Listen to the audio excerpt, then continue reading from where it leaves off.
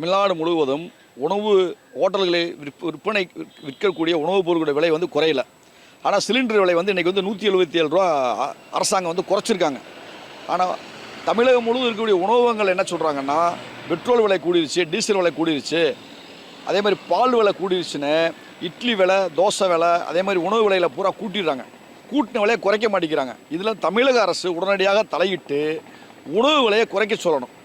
அதே மாதிரி உணவுனா ஒரு இடம் இருக்குண்ணே. இட்லினா இத்தனை கிராம் இன்ன விலை, அதே மாதிரி ஒரு பொங்கல்னா 150 கிராம் தான் என்ன விலை அப்படின்னு சொல்லணும். அதுவும் இல்லை. தோசையெல்லாம் காற்றுல பறந்துடும். அந்த தோசை 90 ரூபா. தோசையினுடைய அளவு வந்து இருக்குதில்ல, காற்றுல பறந்துடும். அதே மாதிரி டீனா 150 கிராம் இருக்கணும். டீயில் வந்து இன்னும் குவாலிட்டி இருக்கணுங்கிறது இல்லை. டீலாம் எவ்வளோ இருக்குன்னா 80 அது பேப்பர் கப்பில் போடக்கூடிய டீலாம் வந்து 70 மில்லி தான் இருக்குங்க. 70 மில்லி டீ வந்து 15 ரூபா.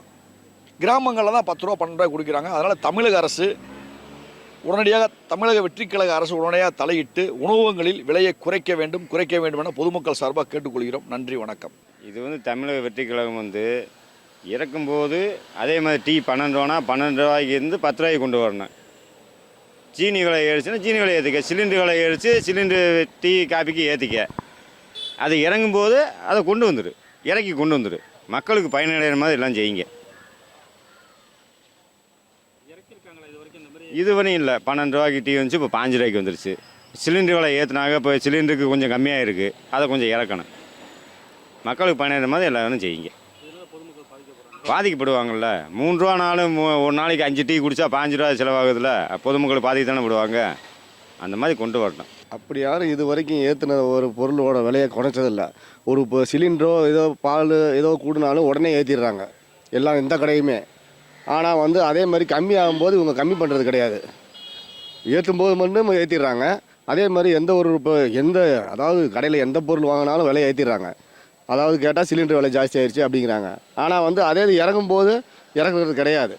அதை வந்து அரசு கவனத்தில் கொண்டு ஏதாவது அதுக்கு ஒரு இது பண்ணணும். அவங்க தான் கவனிக்கணும். இதனால் பொதுமக்கள் தான் பாதிக்கப்படுறாங்க. ஒரு 10 ரூபா கூடுச்சுன்னா அவங்க வந்து எல்லா பொருளோட விலையை ஏற்றிடுறாங்க. அதே மாதிரி அது குறையும் போது அது குறைக்கிறது கிடையாது. கேட்டால் அதே ரேட்டுக்கு தான் கொடுக்குறாங்க, வைக்கிறாங்க. இது அரசு வந்து கண்காணிக்கணும். இதை வந்து பொதுமக்கள் ரொம்ப பாதிக்கப்படுறாங்க. அதுதான் உண்மை. தமிழ்நாட்டிலையும் சரி, இந்தியாவில் ஃபுல்லாகவே சிலிண்டர் தட்டுப்பாடு அதிகமாக இருக்குது, அந்த ஈரான் போர் காரணமாக. அப்படி இருக்கும்போது சிலிண்டரோட கமர்ஷியல் சிலிண்டர் விலை வந்து அதிகமாக இருக்கும்போது வியாபாரிகள் இருக்கட்டும் சரி, பொதுமக்கள் எல்லாத்துக்குமே பாதிப்பு ஆகுது. அப்படி ஆகும்போது வியாபாரிகள் மற்றும் உணவகங்கள் மற்றபடி எல்லா இதுவுமே இப்போ டீ, காஃபி, வடை எல்லாமே வந்து விலை எந்த கடைக்கு போனாலுமே 10 ரூபா டீ 12 ரூபா இருந்துச்சு. 12 ரூபா டீ 20 ரூபாவோட இப்போ மாற சூழ்நிலை இப்போ இருக்குது. ஆனால் அதுவே வந்து இன்றைக்கி வந்து 177 ரூபா கம்மி பண்ணியிருக்காங்க.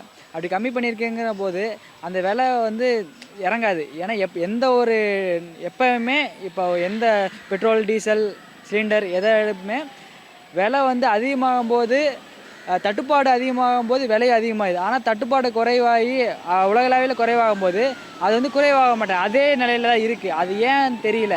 அதை வந்து அதிகாரிகளை ஆய்வு பண்ணி அதுக்கு உண்டான ரெமடியை எடுக்கணும். அப்படி எடுத்தால் மட்டும்தான் மக்களோட வாழ்வாதாரம் பாதிக்காமல் இருக்கும்.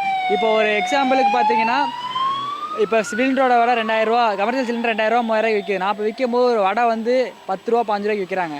அதே வந்து சிலிண்டர் விலை வந்து ஒரு 1000 ரூபாய் கம்மியாச்சுன்னா அப்போ வடை வந்து பழைய நிலைமைக்கு தான் வரணும். ஆனால் அப்படி வர மாட்டேங்குது.